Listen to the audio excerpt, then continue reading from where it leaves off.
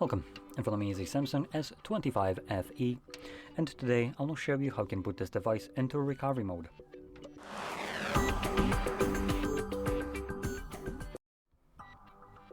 So, to get started, you'll want to grab a cable, plug it into your computer, and have it ready. Now on the device, swipe down from the top of your screen, click on the power button and choose power off. When the device turns off, what you will want to do is hold volume up and power button, and the moment you start holding both of these buttons, you're gonna plug it in. So I'm gonna prepare. So I'm gonna just hover my fingers over the buttons right now, and I'm gonna start holding them right now. Plug in. So I'm holding both of the buttons, the device plugged in. Next, you'll see Galaxy, at which point you can let go of the power button, but keep holding volume up.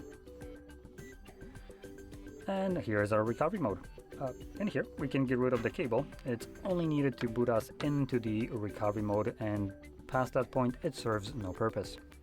Now, as long as we are in this mode, you'll need to use volume buttons to navigate up or down, depending on which one you press, and power button will be used to confirm whatever is selected. So let's go over the options that we have access to in this mode. First, reboot system now, which takes us back to Android. Apply updates from ADB or SD card. Wipe data, basically factory reset, wipe cache partition, view logs, run tests, and power off.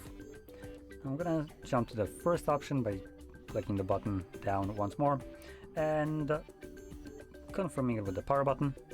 This will now reboot the device and, like I mentioned before, boot me back up into Android.